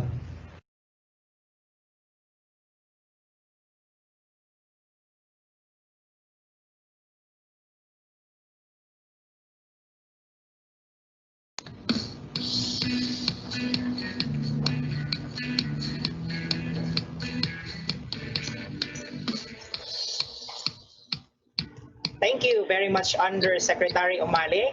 All of us here are very excited on the new learnings that we will gain from this webinar to effectively and, of course, efficiently perform our task. Indeed, it is these trying times that pave the way for a new normal of doing things, especially during our opening of classes and the teaching learning cycle, as well as in strengthening the collaboration of our stakeholders, most especially our parents. In the new normal, aside from our teachers, the parents will have a bigger role in the actual learning of our learners. And to share more about this role of our parents is a freelance international governance consultant based in Omaha, Nebraska, United States of America. He developed the local economic development framework in local governments, the external partnership framework for basic education here in the Philippines, and the small business development model for communes in the Kingdom of Cambodia. And currently, he is serving as a consultant and advisor to local government units, national government agencies, DILG, ESWD, and our very own Department of Education here in the Philippines, and to international agencies and governments in Southeast Asian regions. He is also a retired governance professor in the University of the Philippines, Los Baños, but still serves as affiliate and adjunct professor in the Development Academy of the Philippines, Ateneo School of Government, the De La Salle College of Business and Economics, the ASEAN Institute of Management in the Philippines, and the Graduate School of International Development, Nagoya University, Japan. He has a PhD also, Helen, in the International Development from Nagoya University, Japan. Friends, to give us an overview of the framework on parents' role in learning continuity, help me welcome Dr. Asir B. Javier.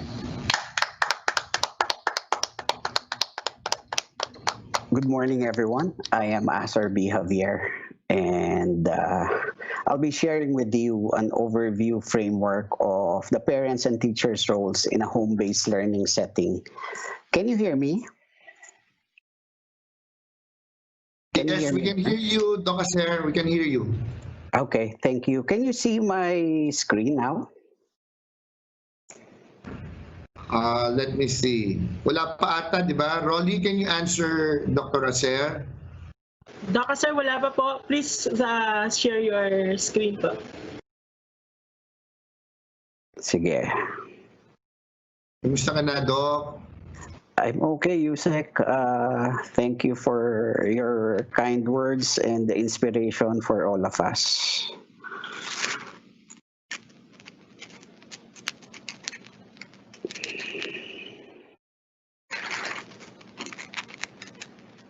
You give the cue, ha? While they're waiting, Doc, we really appreciate, Doc, itong yung overview para makita ng mga magulang, hindi po ba? Kasi ang audience ngayon natin, siguro na ipakita po kanina. Feel free. How will Dr. Asir know that the slide are on Roddy?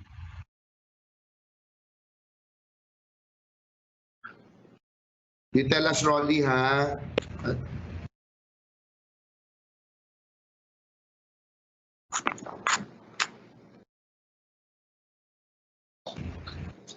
The challenge is there, Doc Aser, and we look forward to these modules of yours or presentation of yours, which we can see right now. Go ahead, Dr. Aser. Thank you, Silvio Mamelen.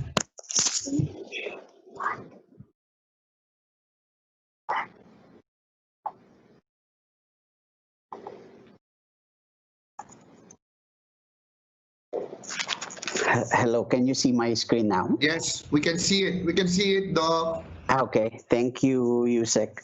First of all, I'd like to greet everyone there in the Visayas region and all our colleagues in the Department of Education and all our stakeholders, most especially to our DepEd officials led by Secretary Briones and our tireless Undersecretary Yusek Tony Umali. Magandang umaga po sa inyong lahat. Ang aking po pag-uusapan ay ang role ng teachers, parents sa isang home-based learning setting, and I will be providing you with an overview framework, and the rest of the details will be provided by our set of speakers who are talented and experts in their fields. So,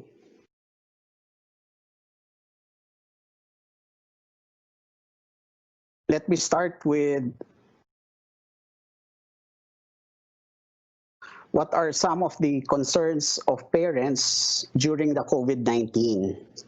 First is distance learning is new. So many of our parents feel that they are not very confident on what distance learning. And Yusek Tony a while back shared with us what DepEd will be adopting as part of mitigating the learning loss. So basically, it's a blended learning type. But many of our parents, I don't know exactly the case in the Visayan region, what the situation is as far as parents and teachers' competencies in distance learning is concerned. Second concern is on the cost of learning devices. And many of our parents feel that when they hear distance learning, they're thinking of online learning. So strategic communications basically trying to level off what distance learning and online learning is necessary. And then the third concern is on children contracting the virus. Basically, this is already solved because there's no more face-to-face contact. The children will not be going to school anymore. And then the fourth is overwhelmed with homeschooling. Many of our parents feel whether those who are literate and those who are able to provide learning facilitation are still overwhelmed with homeschooling. They don't know exactly what will happen when their children will learn at home. So these are some of the things that are necessary for us to address this, for us to have an effective home-based learning system under the COVID-19 effect and pandemic effect on education. So I provided here in this slide a framework how we will be able to address learning loss in the household or at home. First, if you try to look at it, the base of the framework is basically the brigada, the balik eskwela, and the learning continuity plan. So everything will emanate on how we are able to plan to mitigate learning loss, which is at the peak. So here you will see the plan should be addressing these four major roles of parents and teachers under a blended learning approach. First is facilitator of learning.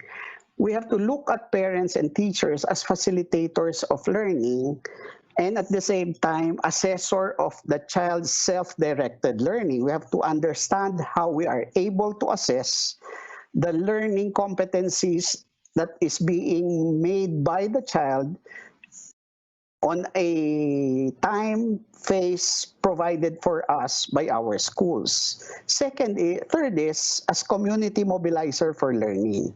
How do we address the pandemic and the effects of the pandemic on making sure our children are learning? And then number 4, how do we exercise love of learning at home? There are many instances already provided by Yusek Tony, and I will be trying to add some more.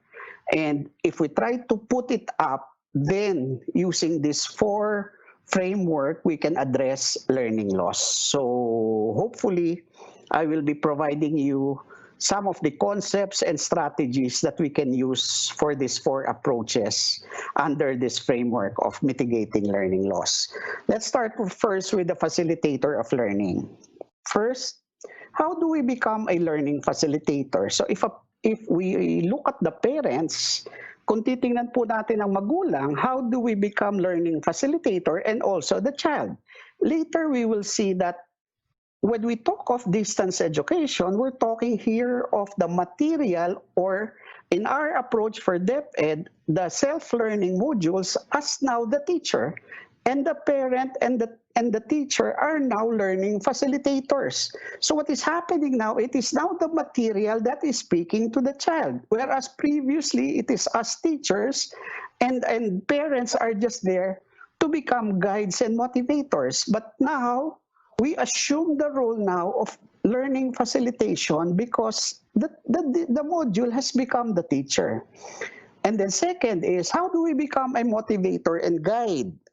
So, Yusek Tony mentioned a while back that we can address this, but by making sure that we know what are the necessary requirements, maybe on a weekly or daily basis, what are their schedules, how can we provide them the necessary guide and motivation for them to study. For example, I remember here my child last school year, when the pandemic was just starting, and they transferred to a remote class learning, sometimes I knock on their door and ask, do you want sandwich? Do you want milk? So I provide the necessary motivation for them to study. And we make sure we have a guide outside their door for them not to be disturbed during class hours. So these are the things that I do as a motivator. And then third is develop child protection online. Develop child protection while we are on a distance learning mode. We all know that the children will definitely go online in most cases if there are connections and if there are technologies available to the child. And in many instances, the child will be able to go to various websites where majority may not be allowed for him at his certain age. So we have to look as parents and as teachers, how do we make sure we monitor these children for them not to enter online? And there's this study that an average Filipino goes 27 minutes for Facebook, 26 minutes for pornography, and 32 minutes for YouTube, and only 18 minutes for Google. So that means an ordinary Filipino, when he is online, looks for entertainment rather than for learning. So that's one. Second protection that we need to do is for the LCP to provide for a reaching out. Director Acer? Yes, sir. Acer? I'll make this Unica, itong natin webinar kasi live naman tayo at maganda may ganito. That's very sad, Director Acer, Dr. Acer, na ilang porsyento kamo ang sa pornography watching? Almost 26 minutes, Yusek. Every day.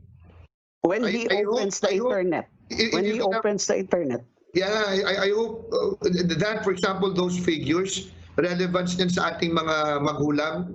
I'm intervening right now dahil ayoko pong palampasin yung mahalagang punto na nabanggit ninyo. So may kamalayan ngayon ng ating mga magulang na kung may ganung datos, araw-araw, 26 na minuto, sa mga mahalay na mga panoorin sa internet ito, Doc Aser? Yes, Undersecretary. O di kaya dapat ang ating mga magulang ngayon ay dapat nagbabantay po talaga at mayroon po tayong mamayang bahagi na yan at ay nagpapasalamat sa iyo, Doc, for sharing that info na masiguro na hindi po ito nangyayari sa ating mga anak dahil yan lamang bukod sa sinabi mo, yung entertainment. Iba pa yun di ba, Doc? Iba pa po. Yan ang hamon na kinakaharap nating lahat. I really appreciate Doc Acera. Thank you for allowing me. Thank you, Yusek. I'll share with you the reference. Yes, Doc. I hope you won't mind if I do this once in a while. Thank you, Doc. No problem. Anytime, Yusek. So the second one is our ability to reach out to schools. So the parents through the PTA or your organization, or whoever, whether it's individual parent, how do we reach out to schools for our monitoring of the children? And then third is the ability to reach out for solutions. If we are in a problematic situation in learning facilitation, what do we do now for our children to learn? So these are the things that we need to develop as part of our LCP. So I'll be providing you some of my suggestions that I am looking at various schools across the world during the pandemic. Now, I'm looking at how will you provide learning facilitation support. Yesterday, I was driving around Omaha, Nebraska, and there's this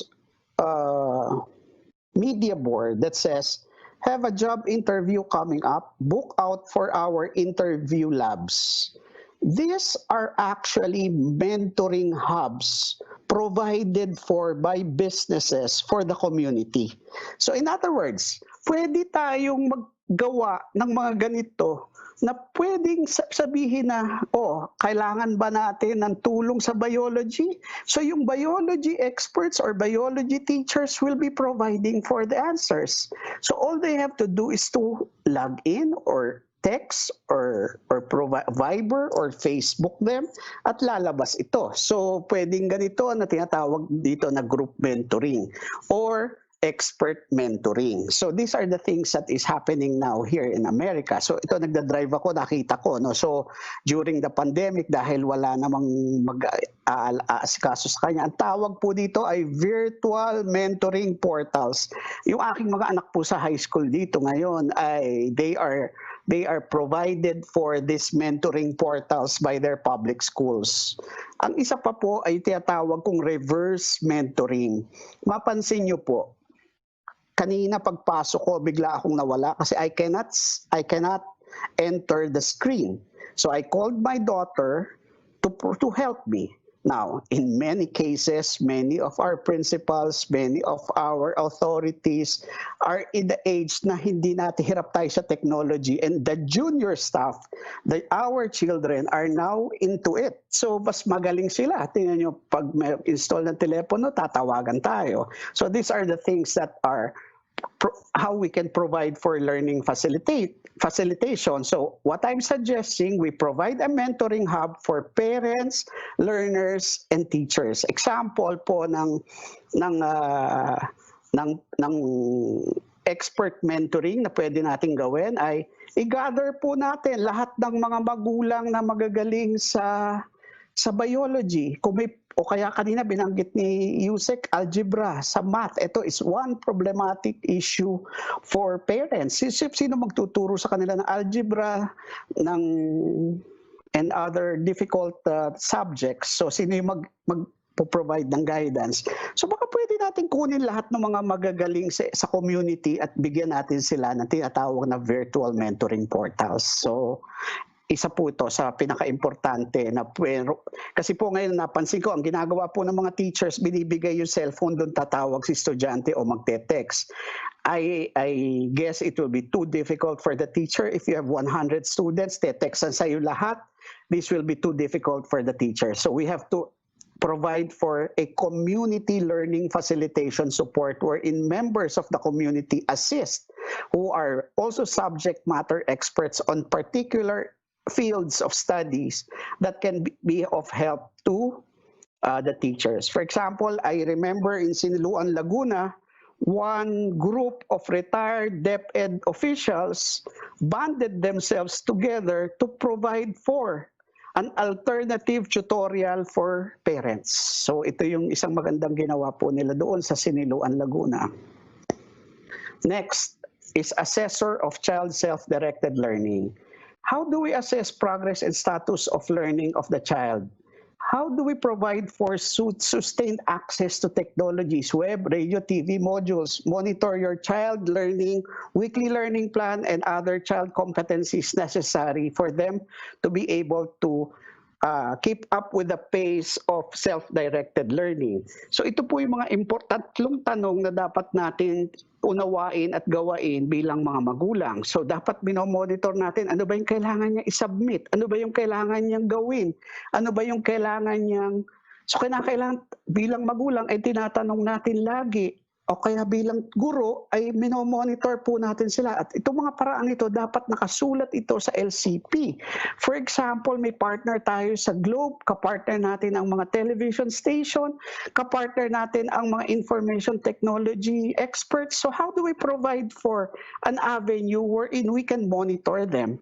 So ito po yung mga magandang tingnan. Like for example, lahat ng ICT schools all over the Philippines, we can engage them as partners by letting them do it under their community service requirement under CHED. So pwede natin tingnan ito na yung mga IT schools nagtutulong sa atin paano ba yung mga bata through online methodologies.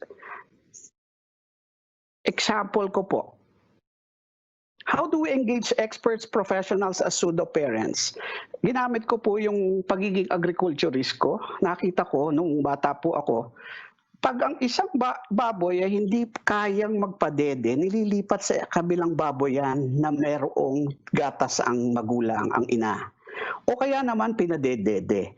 Ganito rin po yung iniisip ko. Ang LCP natin, ang mga PTA na nandito po sa atin, kung nandito po kayo, ay ilan sa inyong hanay ang mga hindi nakagraduate na magulang na hindi kayang mag-provide ng learning facilitation. Ilan sa mga ating mga hanay sa PTA ang magulang ay mentally disturbed, nakakulong, hindi addict, nasa rehab. So these things. So these are the things that we can provide for. So merong programa na pwedeng pseudo-parents. So ito yung alternative tutorials, alternative learning system na pwedeng tumulong sa teacher, sa parents, na para mag-gather po natin itong mga ekspertong ito at mag-provide bilang pseudo-parent. Third, community mobilizer for learning. Ito, mataas na ating enrollment, so okay na to. Influence neighbors to enroll their children in school. Make sure learning materials are delivered. Mamaya meron akong suggestion po dito sa learning materials. And then, provide alternative tutorials at home, creation of mentoring hub for parents, PTA project. So, isa-isahin po natin. I'll share with you some of my suggested solutions. Okay, how will you make the LCP a community investments? Binrake ko po ang self-learning modules into 4. Makikita po ninyo, ang self-learning modules is divided into manuscript writing, design, delivery, and monitoring. Ang pinag-uusapan natin pag tayo po ay humahanap ng partner ay laging bond paper ang ating hinahanap. So nandito po yan dyan sa dalawang yan. Pero pag sa sulat po, pwede tayo mag-engage ng expert.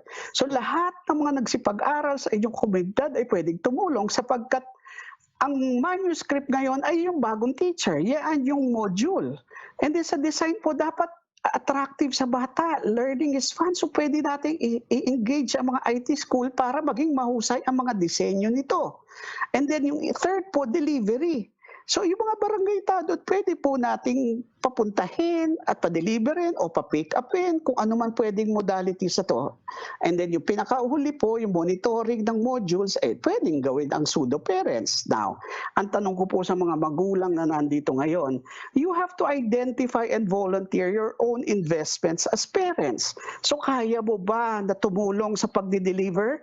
So ito po yung sasabihin ng school sa atin, ito yung aking gagawin. So hindi muna kayo magpapabingo sa PTA PTA, tutulong kayo alinman kung paano natin ilalagay or ibibigay ang mga self-learning modules po natin para makarating sa bata o kaya naman ang mga sinagot ng bata ay mapabalik sa eskwelahan sa mga guro para ito ay ma-assess. So in other words, tayo ang mag-iisip sa mga magulang at sa mga guro, ano yung investment natin sa parents? Sapagkat kung ako po ay tindera ng karinderya, may-ari ako ng karinderya.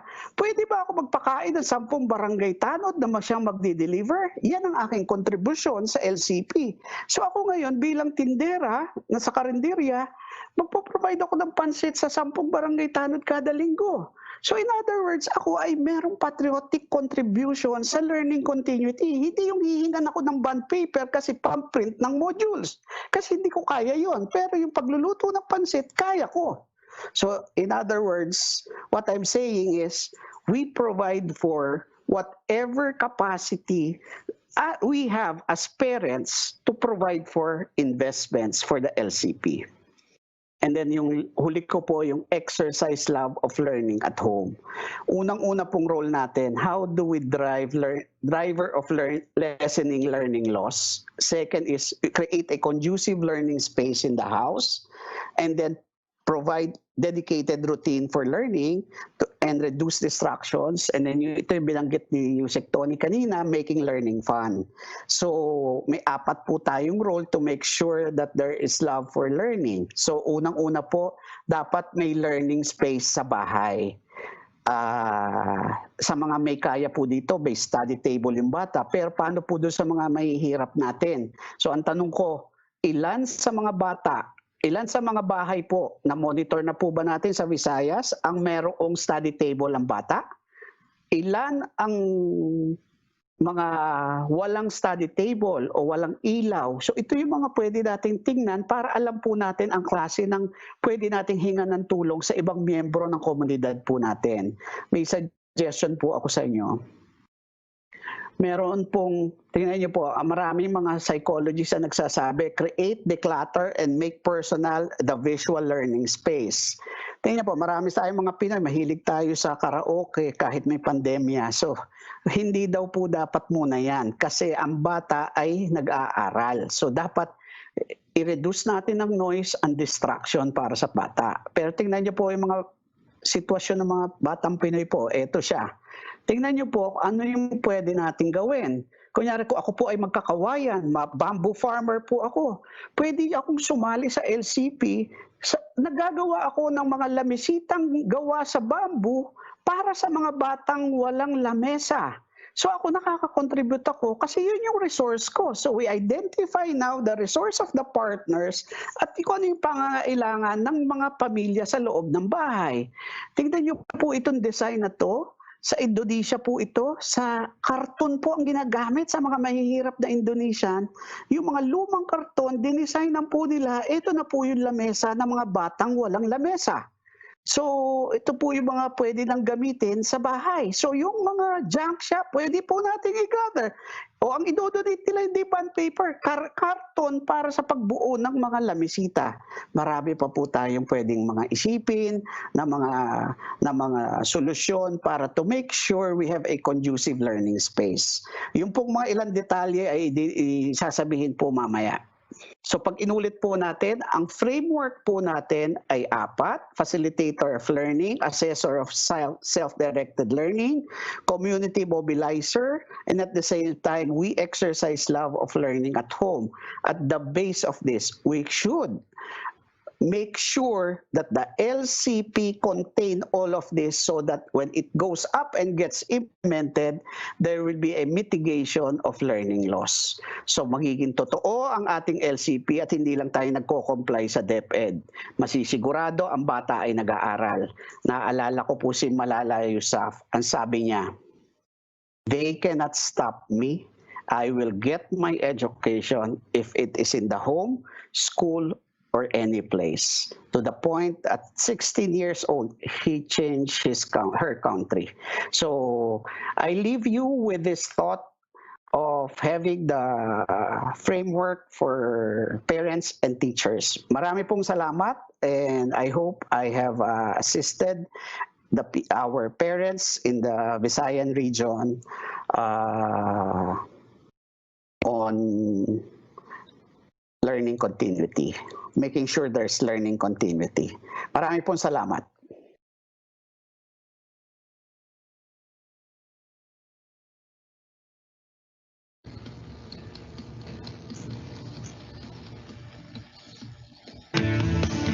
Thank you, Dr. Javier. By now, our education leaders and parents are given a clearer perspective on their roles in the new normal.